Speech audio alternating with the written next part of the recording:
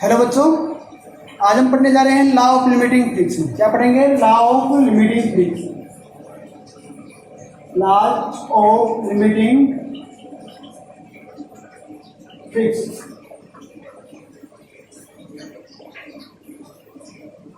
हमारे पास law of limiting friction क्या है कि इसके अंदर हमारे पास क्या है, और लॉ है लिमिटिंग फ्रिक्शन के। तो पहला लॉ हमारे पास क्या है, the magnitude of the force of limiting friction. Limiting friction हमारे पास क्या है अब, ठीक है, between any two bodies in contact is directly proportional to the normal reaction between them. क्या है कि the magnitude of force of limiting friction between any two body in contact is directly proportional to the normal reaction between them. तो क्या है, ये directly proportional between उन दोनों के बीच में नॉर्मल रिएक्शन क्या है, उसके डायरेक्टली प्रोपोर्शनल है। ठीक है, तो अब directly proportional to the R क्या है हमारे पास, लिमिटिंग फ्रिक्शन। अब क्या है हमारे पास, limiting magnitude of the limiting friction है। आर हमारे पास क्या है, नॉर्मल रिएक्शन है। ठीक है, यदि हमारे पास कोई बॉडी हैवी है, वह a body is heavy, normal reaction R is equal to जो नॉर्मल रिएक्शन आर है वो इक्वल टू क्या हो जाएगी, mg इंक्रीज। तो हमारे पास कोई हैवी बॉडी है तो हमारे पास क्या हो जाएगा, ये इंक्रीज कर जाएगा, ये इंक्रीज करेगा, देयरफॉर हमारे पास क्या है, अब डायरेक्टली प्रोपोर्शनल है आल्सो। ये इंक्रीज करता है, कोई हैवी बॉडी है तो ये हमारे पास क्या करेगा, इंक्रीज करेगा। ये इंक्रीज करेगा तो हमारे पास लिमिटिंग फ्रिक्शन है, ये भी हमारे पास क्या करेगा, इंक्रीज करेगा। ये इंक्रीज करेगा तो हमारे पास क्या है, applied force is equal to limiting friction is also increases. ये भी इंक्रीज करेगा तो हम क्या कह सकते हैं कि more force is required to move the heavier body than to move a lighter body. हमारे पास यदि कोई हैवी बॉडी है उसको मूव करवाने के लिए ज्यादा फोर्स की आवश्यकता होगी देन द लाइटर। ये तो हमारे पास क्या था, फर्स्ट लॉ।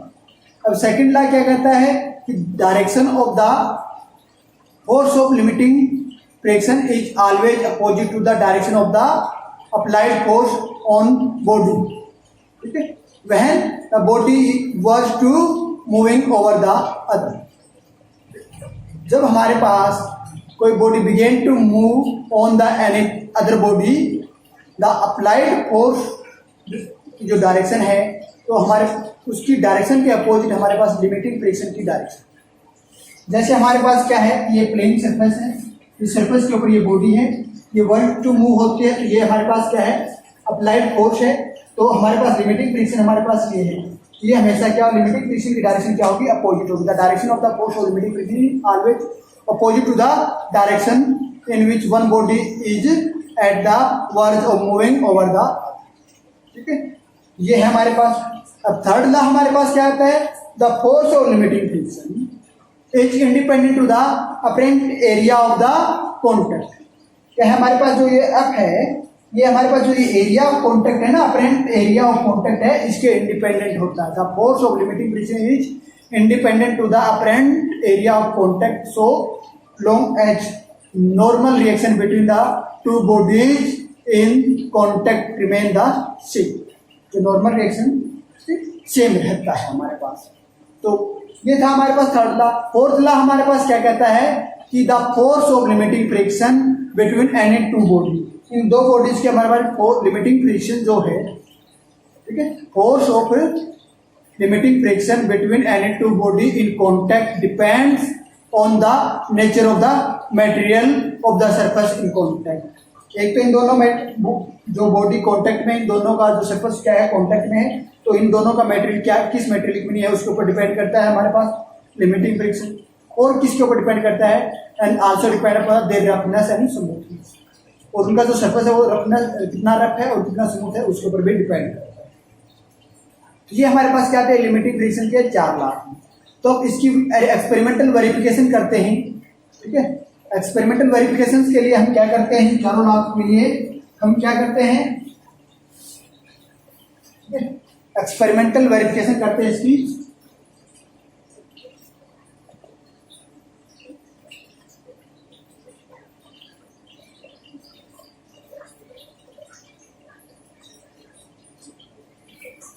ठीक है, इसकी एक्सपेरिमेंटल वेरिफिकेशन के लिए हम क्या कर रहे हैं, ठीक है।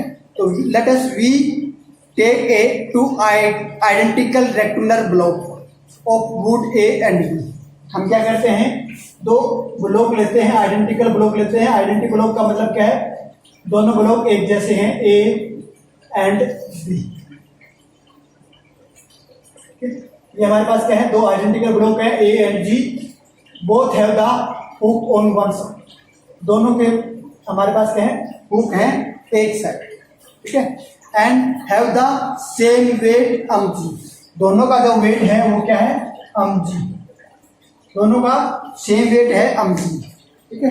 और उनके एक एक किनारे के ऊपर हमारे पास क्या है, ठीक है, हुक लगा हुआ है, ठीक है। Means each block is provided with A hook on one side, ठीक है। अब क्या करते हैं, दैट हुक ना that block placed on the horizontal table. अब इन ब्लॉक को क्या करते हैं, हॉरिजॉन्टल टेबल है, ये हमारे पास क्या है, horizontal table with a pulley free and frictionless pulley, ठीक है। हमारे पास एक टेबल है, उसके ऊपर क्या है, पुली लगी हुई है। वो पुली कैसी है, फ्रिक्शनलेस पुली है, ठीक है। तो इस टेबल के ऊपर हम क्या करते हैं, ब्लॉक को रख देते हैं, ठीक है। ब्लॉक हमने रखा और इस ब्लॉक को हमने क्या किया है, ये एक स्ट्रिंग के साथ इसको हमने अटैच कर दिया। क्या करते हैं, एक स्ट्रिंग के साथ इसको अटैच कर दिया। तो इस एक स्ट्रिंग को हमने इसके साथ अटैच कर दिया, तो इस स्ट्रिंग हमारे पास ये है। और इसका जो स्ट्रिंग का फ्री एंड है, उस फ्री एंड के साथ हमने क्या किया,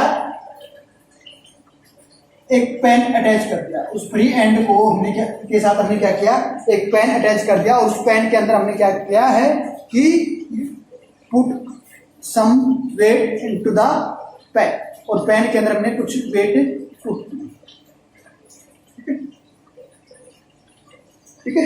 ये हमने इसकी क्या है, एक्सपेरिमेंटल सेटअप किया है। हमने क्या किया है कि हमने एक हॉरिजॉन्टल टेबल ली, उस हॉरिजॉन्टल टेबल के वन एंड के ऊपर हमारे पास क्या है, फ्रिक्शनलेस पुली है।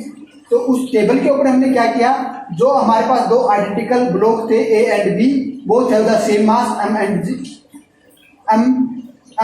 एंड इक्वल वेट mg, ठीक है। तो then placed on the horizontal table with a attached string over the pulley, and the free end of the string is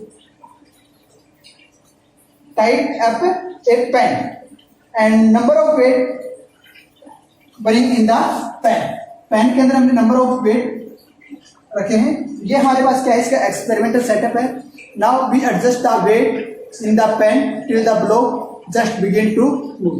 अब इसके अंदर हम वेट रख रहे हैं, पेन के अंदर हम और वेट हम रख रहे हैं। क्या कर रहे हैं, इस पेन के अंदर हम और वेट रख रहे हैं कि हम उतने वेट रखते हैं इसके अंदर जब तक ये हमारे पास जो ब्लॉक है ये क्या था, बिगिन टू मूव, ये मतलब कि स्टार्ट करना शुरू नहीं।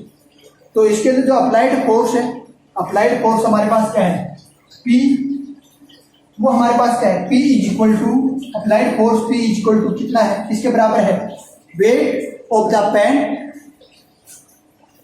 जब ये बिगिन टू मूव की कोशिश करता है उस टाइम हमारे पास अप्लाइड फोर्स कितना है, weight of the pan plus weight in the pan, ठीक है। पेन का वेट क्या है, ठीक है, और पेन के अंदर कितना वेट है उसके बराबर हमारे पास क्या है, अप्लाइड फोर्स है। तो अप्लाइड फोर्स हमारे पास उसके बराबर है।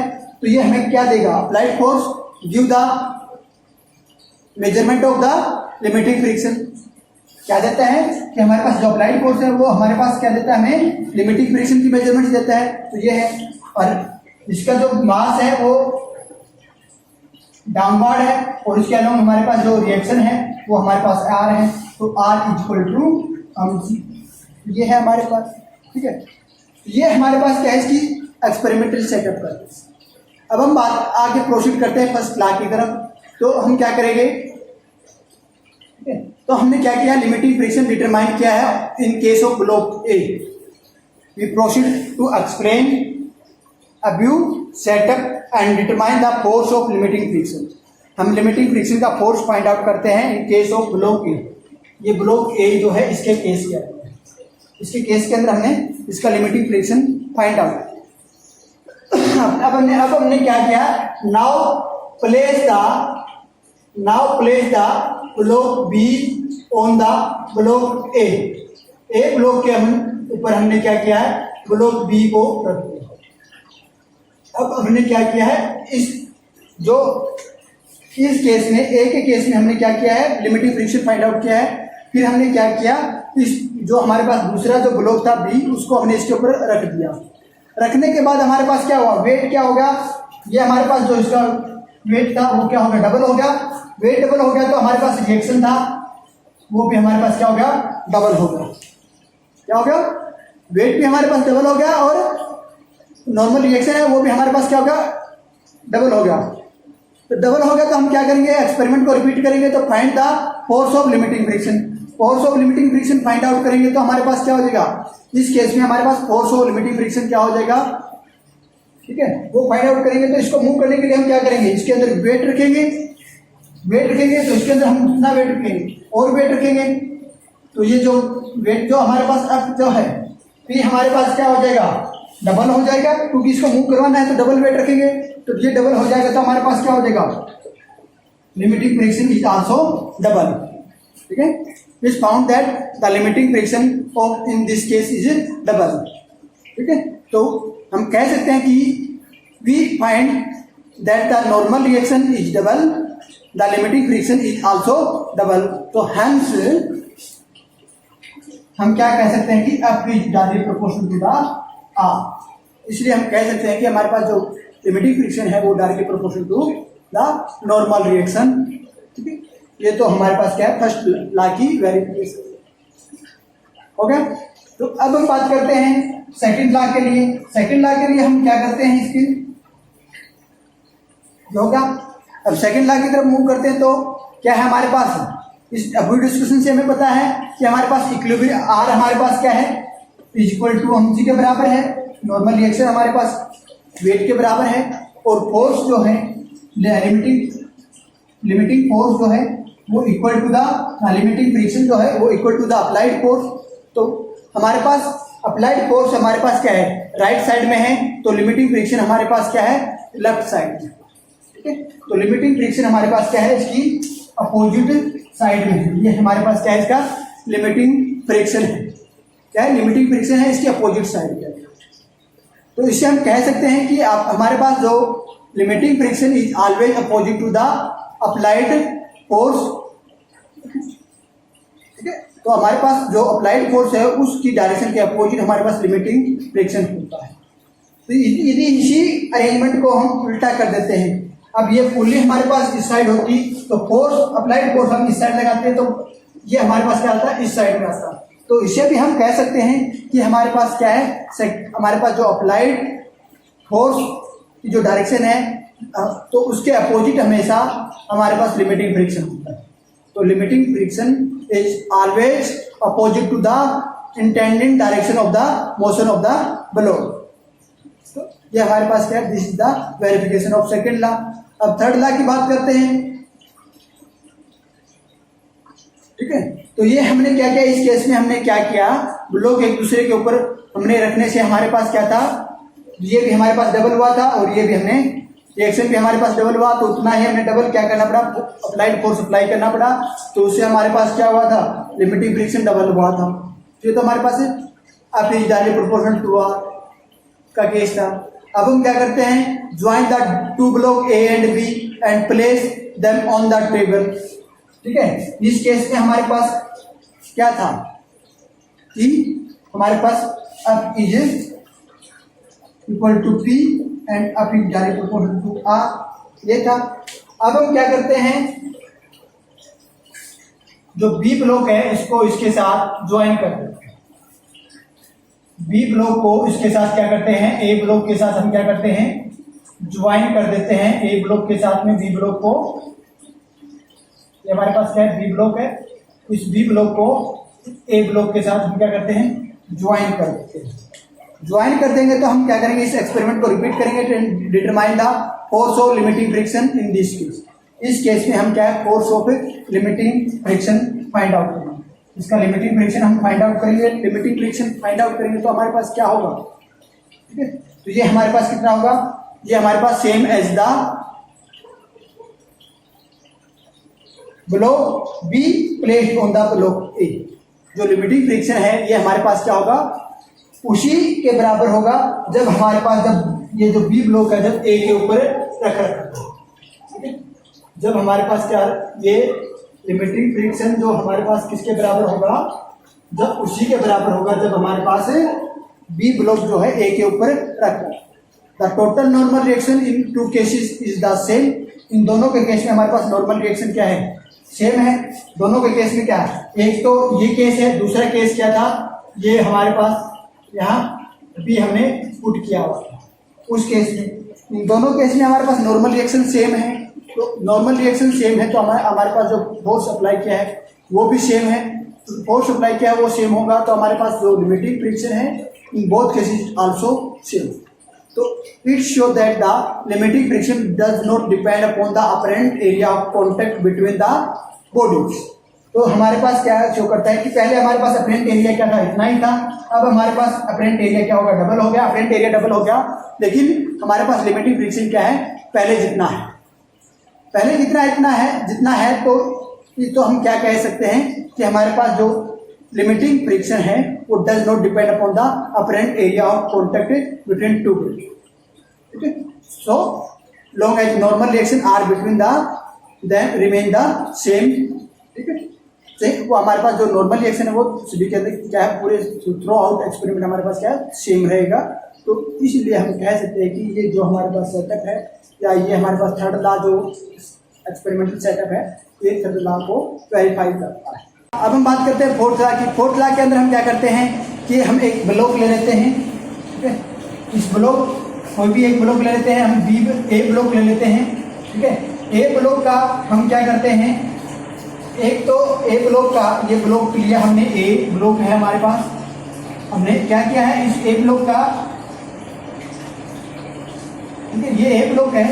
इस ब्लॉक के दो फेस हमने लिए हैं, take a rectangular block A, make one surface is smooth. इसका एक सरफेस तो हमने क्या कर दिया, स्मूथ कर दिया, ये स्मूथ कर दिया हमने, और ये रफ कर। एक सरफेस हमने क्या किया, स्मूथ कर दिया, और एक हमने क्या कर दिया, रफ कर। स्मूथ करने के लिए हमने क्या किया, उसके ऊपर पॉलिश कर। ठीक है, तो हम अब क्या करेंगे, तो रिपीट द अब्यू एक्सपेरिमेंट, जो हमें पीछे एक्सपेरिमेंट करके आए उसको रिपीट करते हैं। रिपीट करने का मतलब क्या है, to determine the limiting friction. To determine the limiting friction, हम लिमिटिंग फ्रिक्शन डिटरमाइन करेंगे। तो उस केस में हमारे क्या है, जब हमारे पास रफ सरफेस है, when rough surface is contact with the table, जब हमारे पास क्या है, रफ सरफेस है, उस केस में हमारे पास लिमिटिंग फ्रिक्शन क्या होगा। दूसरा कब डिटरमाइन करेंगे, when smooth surface is contact with the table. तो हम क्या फाइंड आउट करेंगे, we observe that the force of limiting friction is less than the smooth surface in contact.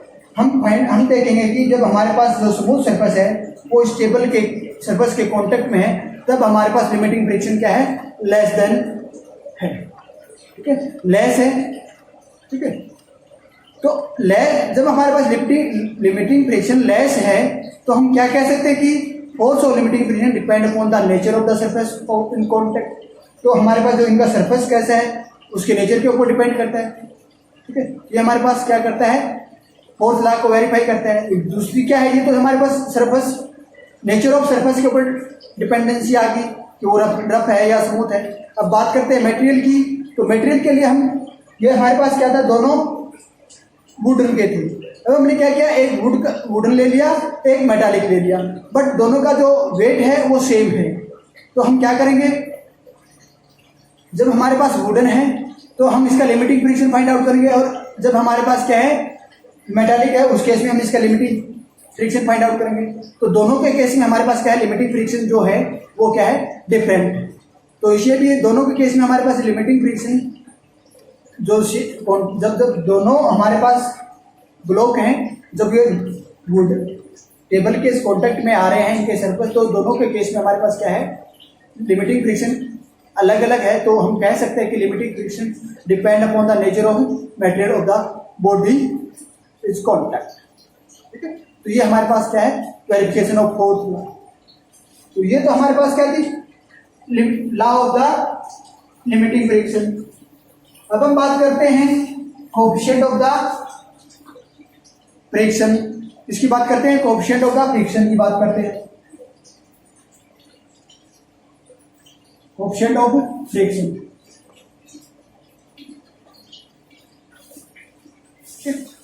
तो कोएफिशिएंट ऑफ फ्रिक्शन की बात करते हैं तो हमारे पास क्या करते हैं, तो हमारे पास लिमिटिंग फ्रिक्शन की बात की थी। लिमिटिंग फ्रिक्शन के लॉ के अकॉर्डिंग हमारे क्या था, limiting friction is directly proportional to R. क्या है हमारे पास लिमिटिंग फ्रिक्शन था वो डायरेक्ट प्रोपोर्शनल टू आर था, तो F is equal to new R, ठीक है, F is equal to new R, where nu is the constant of proportionality and is called the coefficient of limiting friction between the two surfaces in contact। ये हमारे पास क्या है, proportionality constant है and called the coefficient of the friction of limiting friction between two surface in contact.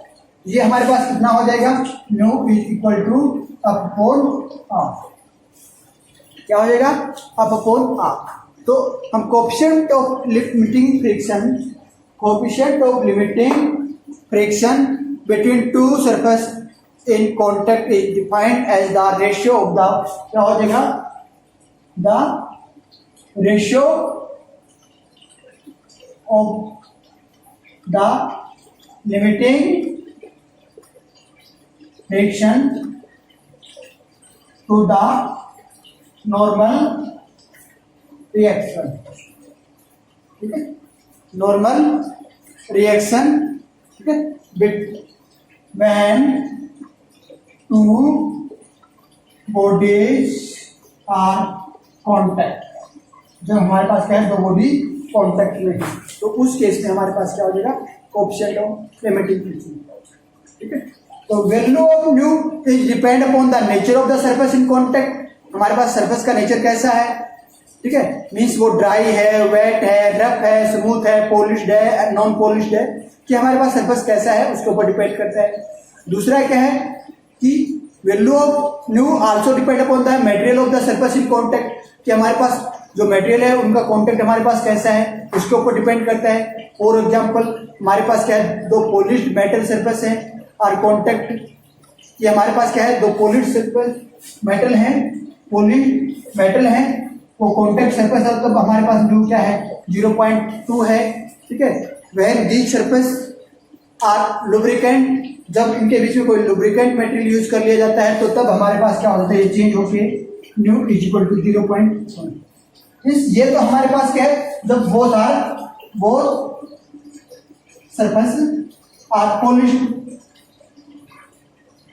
और ये क्या है, when lubricant are used, lubricant are use, तो हमारे पास क्या हुआ, nu is changes between two smooth surface, ठीक है।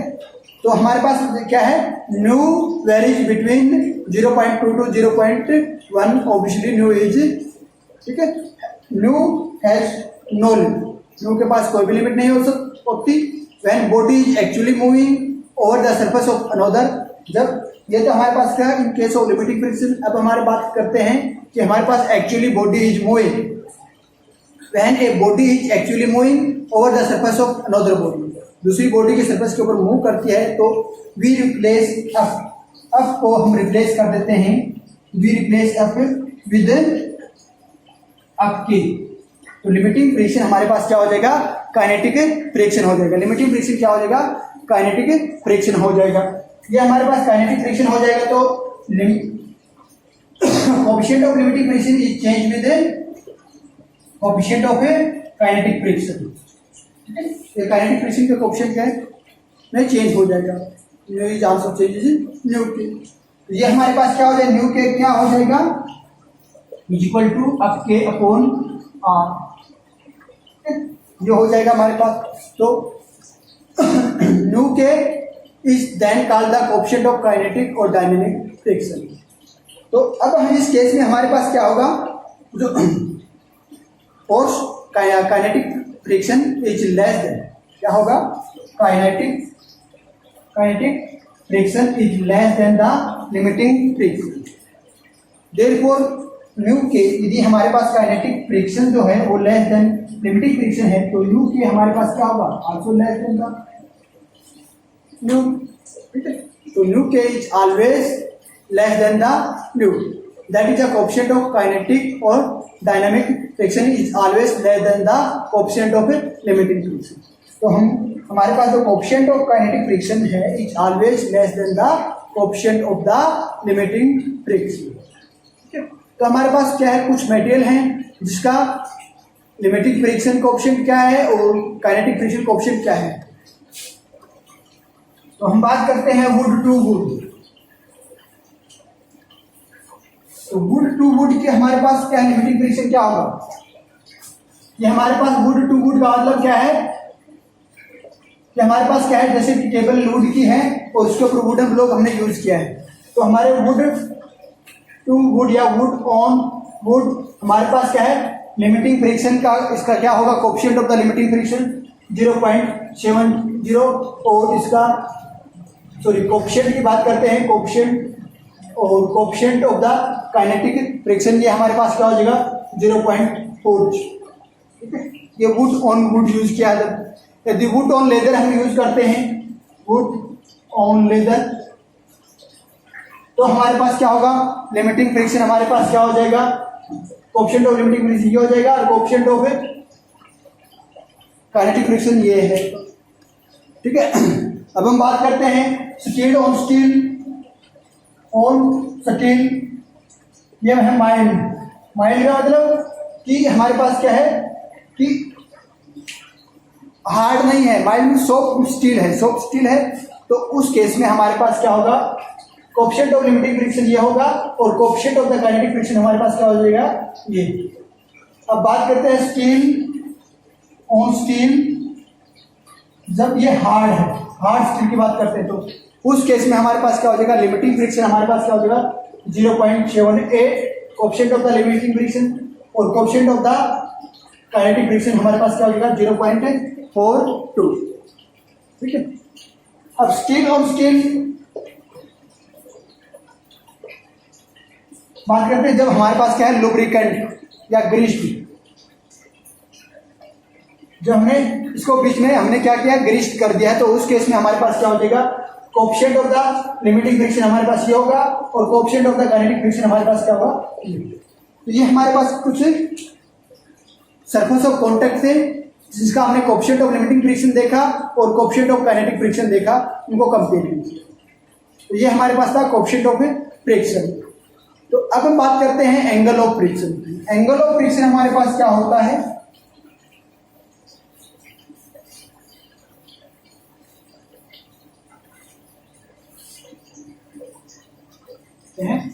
Angle of friction.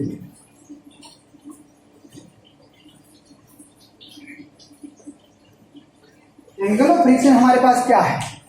ठीक है, angle of friction between any two surface in contact is defined as the angle between normal and the limiting friction and angle made with the normal reaction. ठीक है, कि हमारे पास क्या है,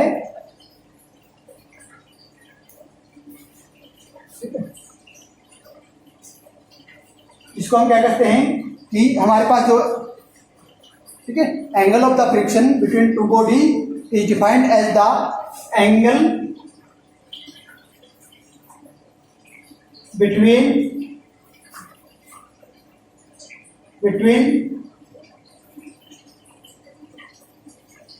resultant of normal reaction and limiting friction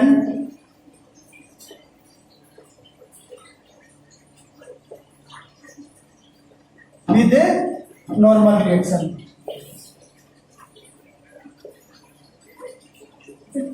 ये हमारे पास normal reaction के साथ वो एंगल किसका कि नॉर्मल रिएक्शन और लिमिटिंग रिएक्शन का जो रिजल्टेंट होता है उसका एंगल विद नॉर्मल रिएक्शन, वो हमारे पास क्या कहलाएगा, एंगल ऑफ फ्रिक्शन. जैसे ये हमारे पास क्या है, कोई टेबल है, उसके ऊपर हमारे पास क्या है, ब्लॉक, एक ब्लॉक है, ठीक है, इसका वेट जो है डाउनवर्ड mg है और इसका जो रिएक्शन है वो r है.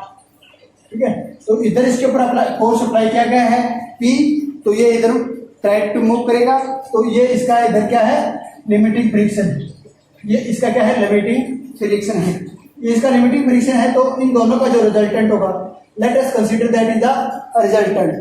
क्या है, यह है इसका रिजल्टेंट है। तो रिजल्टेंट का angle with normal, angle between resultant and normal reaction, ये इसका रिजल्टेंट है, और ये नॉर्मल रिएक्शन, इन दोनों के बीच में जो एंगल होगा, theta is the angle of the friction. ठीक है, इसके लिए हम क्या करते हैं, नॉर्मल रिएक्शन। ठीक है, ये एंगल हमारे पास क्या हो जाएगा,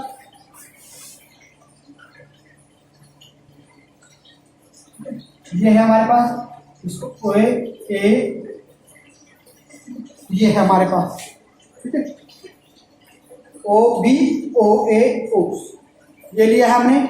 इसके लिए हम क्या करते हैं, ठीक है, तो ये हमने क्या किया, इसके एक पैरेललोग्राम कंप्लीट कर दिया। Complete the parallelogram O A C B, join O C. ठीक है, ओ सी को हमने ज्वाइन किया, ये हमारे पास क्या है, इसका रिजल्टेंट है। ठीक है, ये क्या है, इसका resultant of R and F, R and F का क्या है, रिजल्टेंट। ठीक है, तो हमारे पास क्या है, angle A O C is theta, जो ए ओ सी हमारे पास क्या है, थीटा एंगल है। ठीक है, थीटा एंगल है, तो ये हमारे पास एंगल क्या है, angle of the friction between two body in contact. जब हमारे पास कोई दो बॉडी कॉन्टैक्ट में है, तो उसका जो एंगल ऑफ फ्रिक्शन। ठीक है, तो इस एंगल की वैल्यू किसके ऊपर डिपेंड है, the value of angle of friction depend upon the nature of the material of the surface in contact and the nature of the surface. उन दोनों, इस एंगल की वैल्यू क्या है, इन दोनों के मटेरियल का जो नेचर कैसा है उसके ऊपर डिपेंड करती है, और इनका जो सरफेस ऑफ कॉन्टैक्ट क्या है उसके ऊपर डिपेंड करती है। तो इसको निकालेंगे कैसे, ठीक है, निकालने के लिए हम क्या करेंगे, ये ट्रायंगल ले लेते हैं। ठीक है, ए ओ सी ट्रायंगल लेते हैं, taking triangle A O C. A O C triangle लेंगे तो इसके अंदर हमारे पास क्या हो जाएगा, tangent theta is equal to क्या होगा हमारे पास, perpendicular A C upon O ए। ए सी है हमारे पास परपेंडिकुलर, ठीक है, ओ है हमारे पास क्या है, इसका बेस हो जाएगा, ये हो जाएगा O C is equal to O B, sorry A C is equal to O B. तो tangent theta is equal to O B upon O A.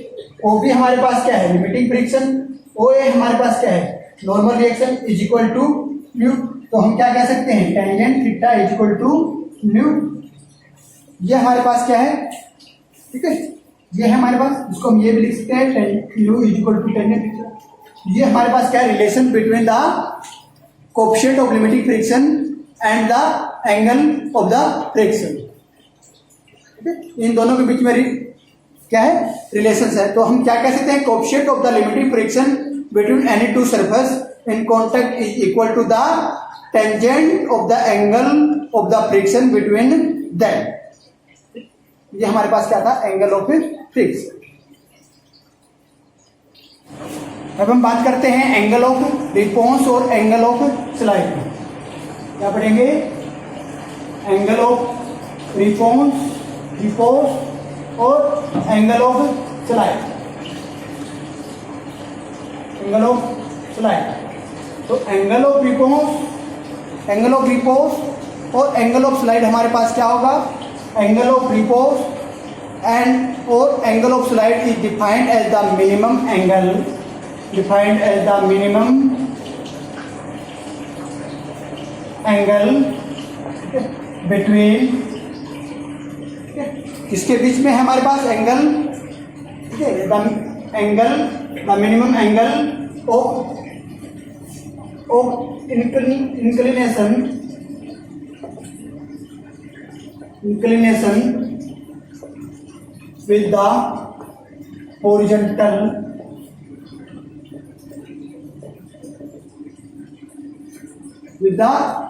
inclination with the horizontal such as the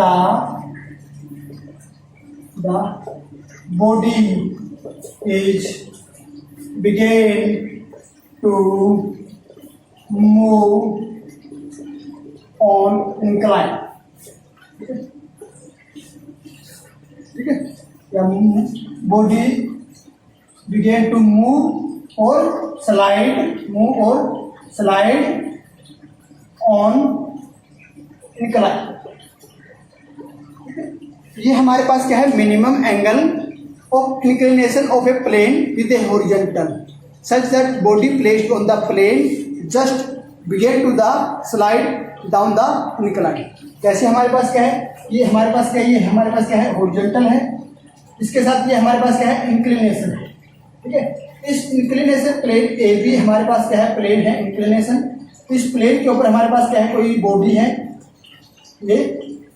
ये body हमारे पास क्या है, नीचे की तरफ क्या होती है, बिगेन टू स्लाइड डाउन।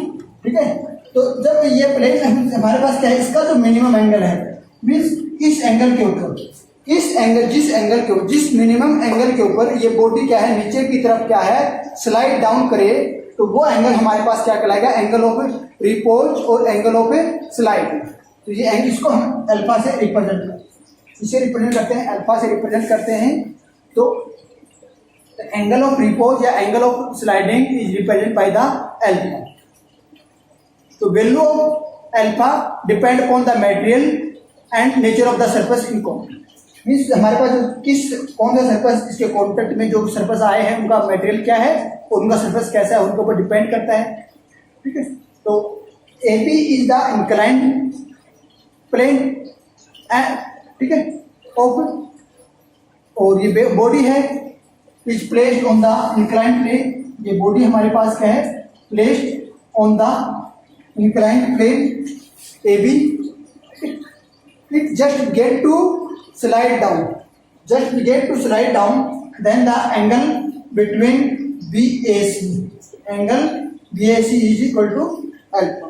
जब हमारे पास ये बॉडी क्या है, बिगेन टू स्लाइड होती है, तो उस केस में हमारे पास जो एंगल है वो हमारे पास क्या है, equal to alpha and called the angle of repose या एंगल ऑफ स्लाइड इसको कहते हैं। तो हमारे पास ये जो वेरियस के फोर्सेज हैं वो किसके ऊपर डिपेंड करेंगे। ठीक है, तो wait of the body act in downward direction. इसका जो वेट है वो इसका क्या है, डाउनवर्ड डायरेक्शन है। इसका वेट क्या है, डाउनवर्ड डायरेक्शन में है। एंड ठीक है, weight mg of the body acting vertically downward. ठीक है, normal reaction R is normal to the surface. इस सरफेस के नॉर्मली हमारे पास इसका क्या है, नॉर्मल रिएक्शन एक्ट करेगा। Normal reaction R acting perpendicular to A B या normal to the surface of the body. ठीक है, अब हमारे पास क्या है, तीसरा क्या है, force of friction acting up the plane A B. और फोर्स ऑफ फ्रिक्शन है वो acting up the plane A B. ठीक है, एक्टिंग ऊपर की तरफ एक्ट करेगा और प्लेन ए बी, ये हमारे पास क्या है, फोर्स ऑफ फ्रिक्शन। ठीक है, अब हमारे पास क्या है, नाउ mg जो वेट है हमारे पास resolve into two rectangular component. अब ये हमारे पास दो रेक्टेंगुलर कंपोनेंट के अंदर रिजॉल्व हो रहा है। One is the mg cos, ये एंगल हमारे पास क्या हो जाएगा, alpha cos alpha, and one is second is the mg cos mg sine alpha. तो नाउ हमारे पास क्या है, mg can be resolve into two rectangular component mg cos alpha. ठीक है, ये हमारे पास क्या है, mg cos alpha opposite to the reaction r and mg sine alpha opposite to the limiting friction या friction in case of equilibrium. ये component है हमारे पास। तो अब हमारे पास क्या हो जाएगा, अब इज इक्वल टू जो ये हमारे पास फ्रिक्शन है, ठीक है, ये हमारे पास किसके बराबर है, mg साइन अल्फा के बराबर है।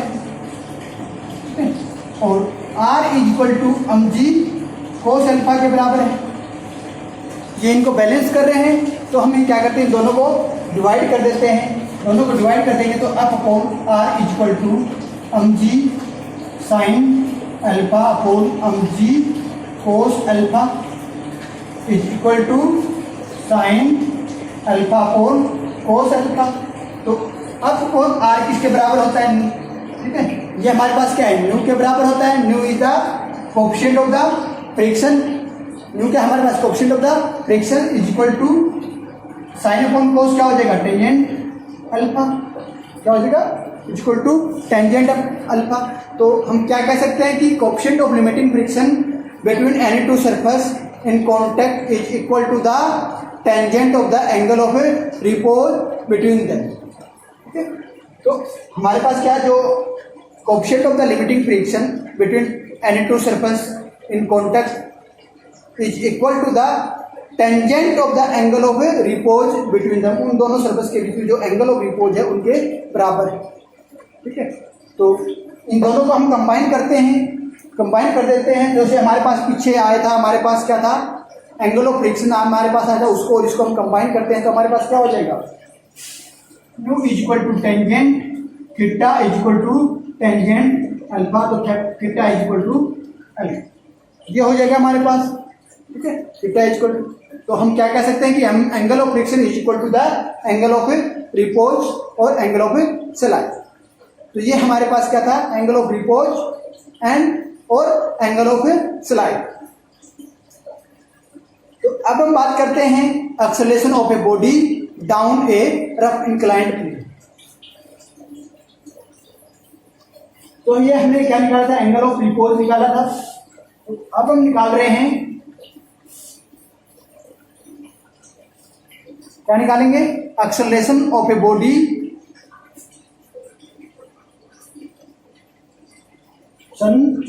Of a body. ठीक है, बॉडी का है तो बॉडी क्या है down a rough inclined, body down on a rough inclined plane. Inclined plane के ऊपर हमारे पास जो बॉडी नीचे की तरफ आती है तो उस केस में हमारे पास क्या हो एक्सेलरेशन क्या होगा। ठीक है, तो हमारे पास क्या है वह a plane A B is inclined with क्या है विद हॉरिजॉन्टल। ये हमारे पास क्या है ए बी हमारे पास क्या है प्लेन है और A C is the horizontal. तो A B plane inclined to the horizontal at angle theta. ठीक है, थीटा एंगल के ऊपर इंक्लाइंड। ठीक है, तो which is greater than the angle of repose. ये थीटा एंगल है, ये हमारे पास क्या है एंगल ऑफ रिपोज। तो एंगल ऑफ रिपोज हमारे पास क्या था एंगल ऑफ रिपोज हमारे पास हमने अल्फा निकाला था, तो theta is greater than the angle of repose. The body placed on the plane is sliding down. ठीक है, body is placed on the inclined plane is slide down with the acceleration a। ठीक है, तो ये body क्या है यदि angle ये थीटा एंगल क्या है एंगल ऑफ रिपोज से ग्रेटर देन है तो ये हमारे पास बॉडी जो प्लेन के ऊपर है ये क्या है नीचे की तरफ स्लाइड करेगी। नीचे की तरफ स्लाइड करेगी तो इसका एक्सेलरेशन क्या होगा a। ठीक है, बॉडी इज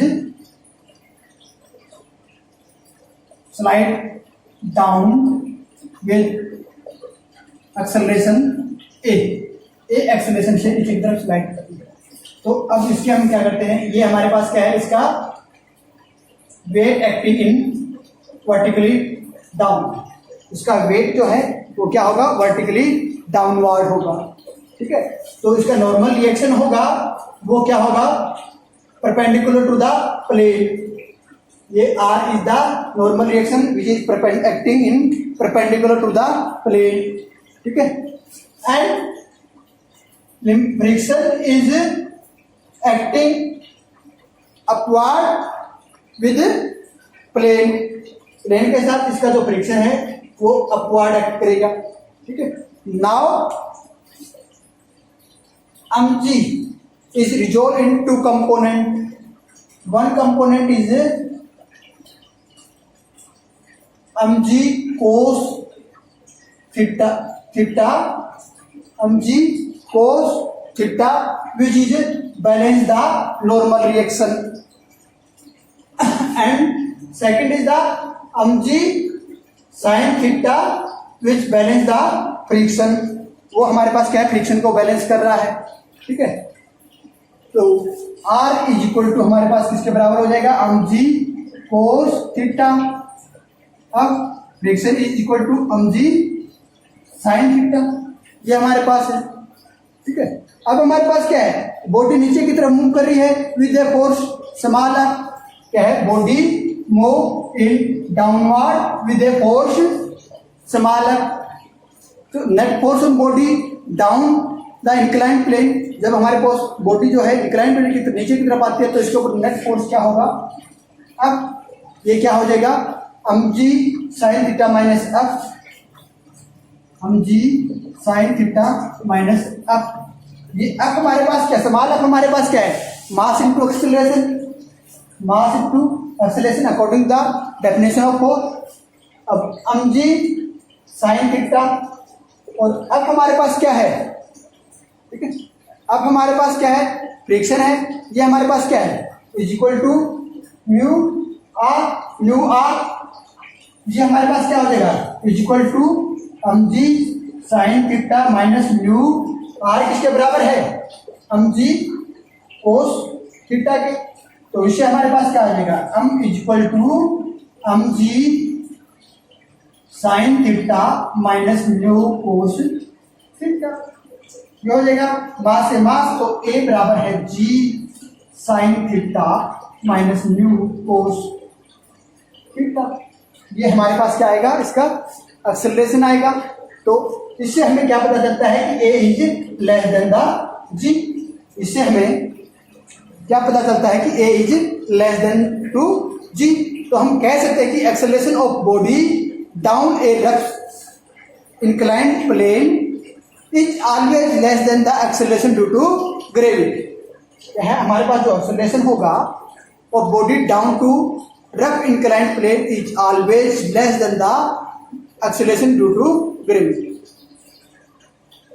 तो हम क्या कहते हैं कि when a plane is inclined to the horizontal at angle theta. क्या है, जब हमारे पास कोई प्लेन है, प्लेन इंक्लाइंड है हॉरिजॉन्टल के साथ विद एंगल थीटा, तो which is less than the angle of repose. ठीक है, अब हमारे पास क्या है, जो एंगल ये थीटा एंगल है ये less than angle of repose. ये थीटा एंगल ग्रेटर देन था, उस केस में हमारे पास एक्सेलरेशन जो था वो हमारे पास क्या था, less than the acceleration due to gravity. अब जो हमारे पास क्या है, ये जो थीटा एंगल है जो हमारे पास प्लेन इंक्लाइंड कर रहा है विद हॉरिजॉन्टल, उसका जो एंगल है वो एंगल ऑफ रिपोज से क्या है, लेस देन है, स्मॉल है। तो उस केस में हमारे पास क्या आता है, minimum force required to move the body up in inclined plane. तो इस बॉडी को इंक्लाइंड प्लेन के ऊपर की तरफ जाने के लिए जो मिनिमम फोर्स चाहिएगा वो कौन सा फोर्स चाहिएगा, कौन सा फोर्स चाहिएगा, upward equal to mg sin theta plus ये फोर्स चाहिए, ये फोर्स चाहिए mg sin theta plus up. ठीक है, mg sin थीटा अब हमारे पास क्या है, इक्वल टू न्यू आर, और इसको हम क्या लिख सकते हैं, equal to mu cos theta. ठीक है, न्यू mg कोस थीटा, ये इसके लिए मिनिमम फोर्स रिक्वायर्ड। ठीक है, और इसी केस में हम यदि बॉडी को नीचे की तरफ मूव कर, ठीक है, ये तो है ऊपर की तरफ मूव करेगी, क्या करेगी, मूव अप।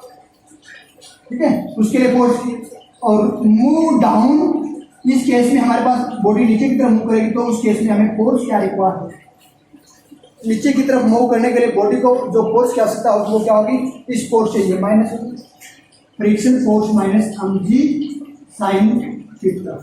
ये हमारे पास किसके बराबर हो जाएगा, equal to mu mg minus mg sin theta. ये हमारे पास हो जाएगा mg cos theta minus mg sin। ये हमें फोर्स की आवश्यकता है। तो ये हमारे पास था acceleration of a body down a rough.